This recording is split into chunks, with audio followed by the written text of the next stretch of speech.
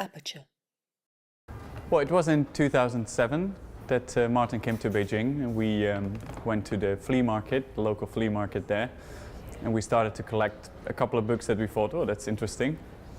After Martin left, I continued that process, so I kept on buying books for about 3 years, just stocking up my apartment with all these, mainly propaganda books. Afterwards, we also decided to focus on global perspective, how foreigners have been looking at the new China. And yeah, so altogether, these books make the exhibition.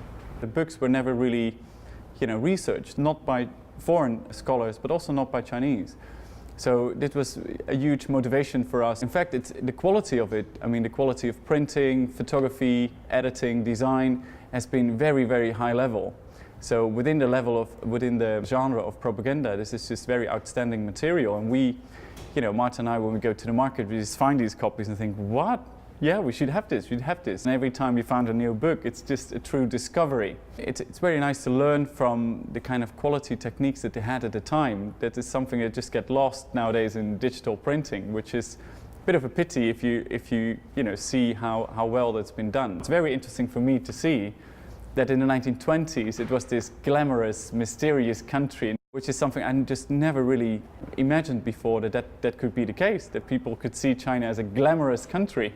That is just something we completely forgot. It's very nice to discover a certain Chinese identity, because that's the big topic, I think, for Chinese nowadays, to find back something true Chinese, or true, that can link to a true Chinese identity. And that's something we have on show here. Of course, the moment you only put them in vitrines, you can see the original cover, but you can't touch them. That is, not really making the work accessible.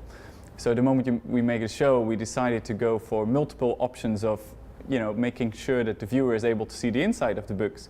So we have all kinds of different ways of getting people into these books, which is, very nice to see, because then you get as close as we can of actually having these books in your hands.